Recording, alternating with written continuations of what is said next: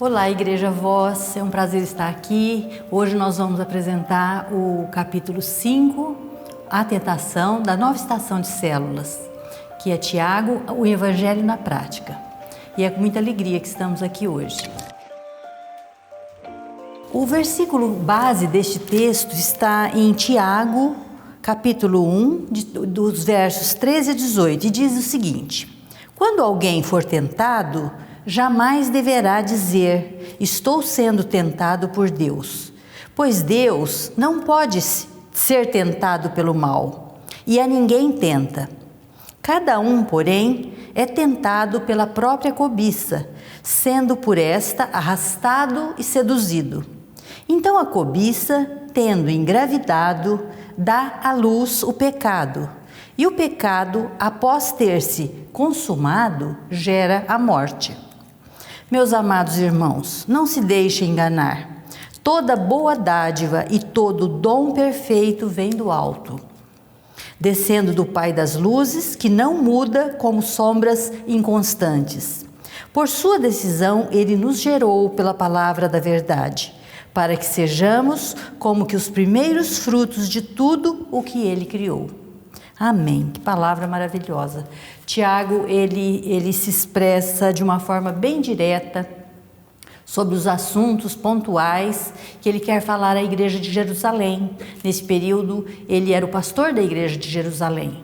E novos convertidos estavam lá e aí estavam, de certa forma, realizando algumas coisas que eles estavam confundindo a sabedoria do alto com a sabedoria da terra. Eles estavam confundindo o que era divino com outras coisas que eram materiais. Então havia uma certa confusão no comportamento e atitude deles. E por isso Tiago chama atenção sobre alguns aspectos, e entre eles sobre a tentação.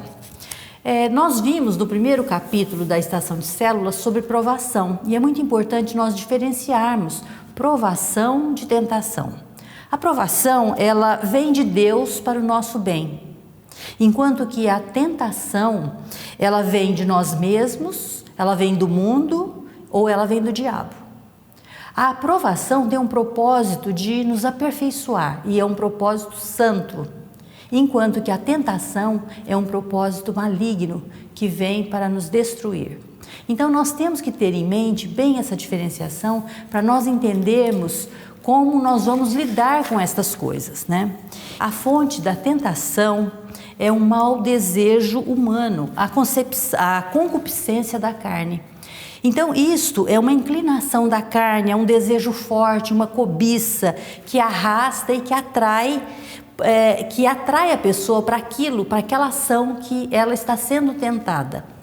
Tudo isso produz, essa cobiça, ela vai produzir a realização da tentação, que é o pecado, e o pecado vai gerar a morte. A morte é a separação de Deus.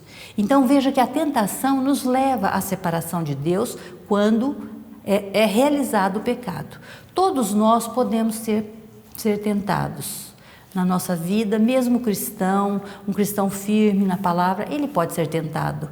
Porém, a não realização daquele desejo carnal o leva a se abster daquele pecado.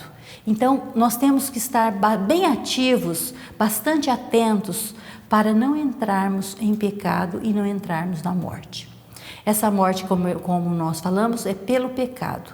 A palavra de Deus diz que o salário do pecado é a morte, mas o dom gratuito de Deus é a vida eterna. Então veja que o Senhor nos adverte que o pecado leva à morte, mas Deus tem para nós um dom gratuito que é a vida eterna com Ele. Então isso é algo muito importante, né? Bom, nós vimos que o ciclo da tentação, ele começa com um desejo que é concebido, né? Voltando um pouquinho ao assunto, um desejo que é concebido, isso leva ao pecado. E essa concepção ela vai engravidar e vai ter um filho, que é o pecado, e o pecado vai gerar a morte. Então, a consumação do pecado é que vai gerar a morte. Com todos esses malefícios que o pecado produz, nós temos vários tipos de tentação. Muitas vezes as pessoas pensam, a tentação apenas é uma pessoa ficar tentada a adulterar, ou ter uma outra pessoa, ou realizar um ato sexual ilícito, alguma coisa dessa forma. Mas não, a tentação ela vem em todas as áreas da nossa vida. Ela vem na área sexual, ela vem na área financeira, ela vem na área moral, ela vem na nossa alma, como dúvidas, como murmurações. Quando você se dispõe, por exemplo, a realizar uma compra de algo que não está dentro do que você pode ter, isso vai comprometer o futuro dos seus filhos, vai comprometer a sua vida financeira na sua casa, o seu sustento.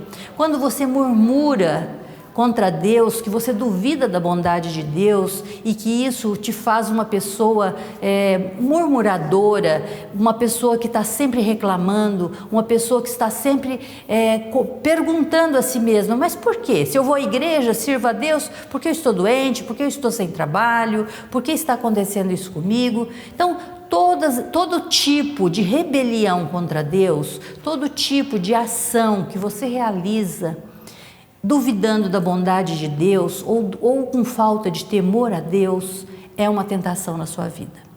E isso te afasta cada vez mais do Senhor. Por que te afasta? Porque você peca e o pecado suja as suas vestes.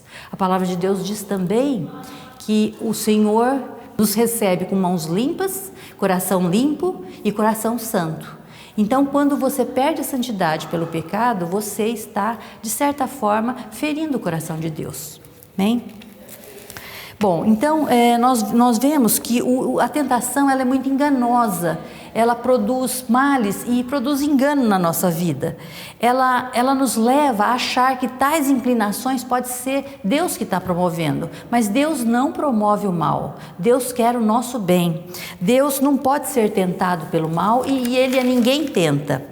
Deus faz descer ao homem toda boa dádiva, tudo que é bom vem do Senhor. Ele cuida, Ele zela, Ele direciona a nossa vida, Ele está conosco, Ele nos dá sabedoria do alto para realizarmos nossas atividades, para levarmos avante os nossos projetos, a nossa família. Deus, Ele tem o dom perfeito. Tudo que é dele é perfeito, ele é o Pai das luzes e ele é imutável, não há sombra de dúvidas em relação ao caráter de Deus nas nossas vidas. Então, isso não vem de Deus, a tentação não vem de Deus. Ela pode vir de nós, ela pode vir do mundo ou ela pode vir do diabo. Deus desejou que nós fôssemos a primícia de tudo que Ele criou. Ele nos amou de tal forma que morreu por nós, que deu a vida. O Senhor Jesus deu a vida por nós naquela cruz do Calvário. E esse foi o grande amor dele e nos prometeu a vida eterna. Então a verdade da palavra está com ele e essa verdade veio para nós. Mas quando nós estamos com uma alta vulnerabilidade, como uma ansiedade, depressão, tristeza, ou um esgotamento, ou um desânimo, alguma coisa pode criar uma tentação, pode apresentar uma tentação nas nossas vidas e essa tentação ser mais forte e nós estarmos vulneráveis a essas situações e cairmos naquela armadilha. Mas o Senhor nos mostra que quando nós estamos firmes na palavra, quando nós nos agradamos de ouvir a palavra de Deus e aplicar a palavra dele na nossa vida, nós nos tornamos mais fortalecidos. E o temor do Senhor nos faz sair dessa situação de tentação.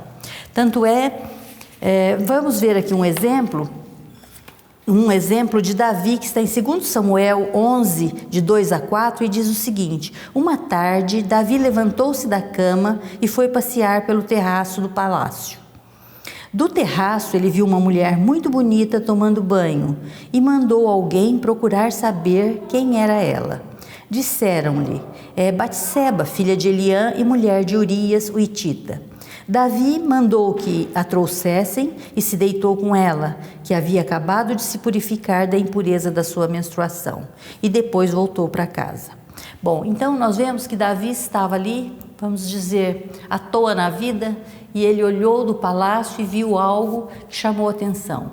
Isso trouxe, ele mandou chamar aquela mulher, que ela tinha um marido chamado Urias, que era um dos soldados dele, um dos grandes soldados dele. Com tudo isso, ele se deitou com ela, ele não olhou para nenhuma daquelas situações, ele se deitou com ela e ela acabou engravidando e ele, para esconder o fato, mandou Urias para a frente da guerra e ali Urias acabou morrendo. Então vejam que a tentação de possuir aquela mulher mesmo casada, levou essa mulher a engravidar, a ter um filho fora do casamento, um adultério cometeu, ele mandou matar o marido dela e consequências foram inúmeras, de um abismo chamando outro abismo. Daí para frente, o que aconteceu?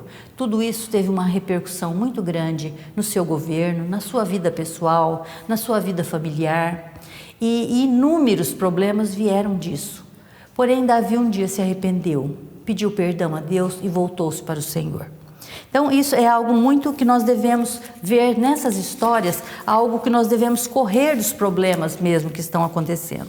Mas a palavra de Deus, em 1 Coríntios 10, 13, diz: não sobreveio a vocês tentação que não fosse comum aos homens, e Deus é fiel, Ele não permitirá que vocês sejam tentados além do que podem suportar.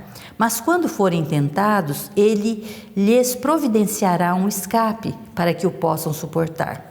Então, nós vemos que o Senhor cuida de nós e traz sabedoria no momento para nós sairmos dessa tentação, e Ele cria meios para que nós possamos, pela palavra, fazendo uso dessa palavra no nosso coração, no temor do Senhor, nos livrar dessa tentação.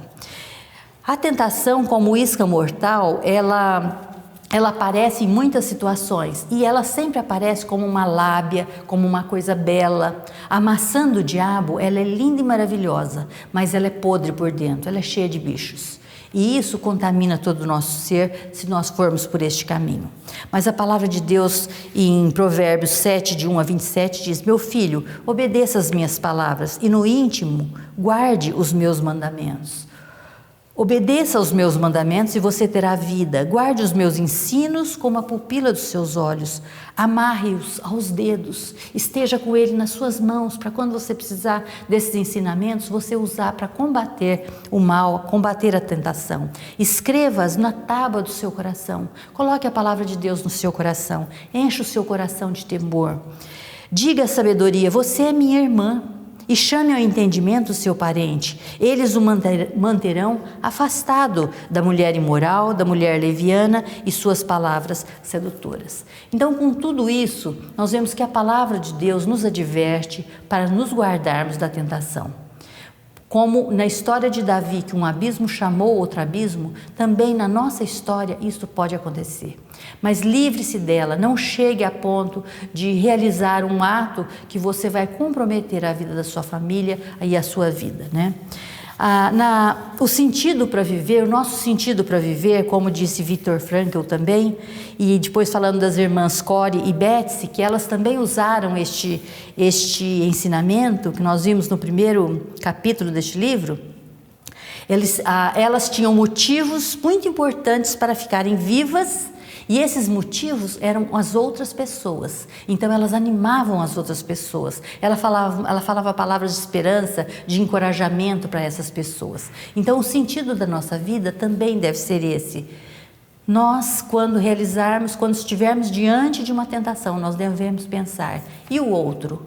E a minha esposa? E os meus filhos? E o meu pai? E a minha mãe? Como ficarão nessa situação? E eu tenho um testemunho para dar nesse sentido. Um dos meus filhos, na adolescência, ele saía com os amigos, ia para chácaras, ia para lugares onde eles estavam sozinhos, e muitas vezes eu nem sabia o que ocorria lá, mas eu ia buscá-lo em um determinado momento e ele nunca havia me contado. Quando passaram-se anos, e um dia comentando sobre drogas, ele falou: mamãe, eu tive muita oportunidade de entrar para o mundo das drogas. Ela foi muito fácil, ela foi me entregue numa bandeja e eu tive muita facilidade. Porém, quando eu olhei aquelas drogas, eu me lembrei de você. Eu me lembrei de tudo que você nos ensinou e de tudo que você tem feito por nós.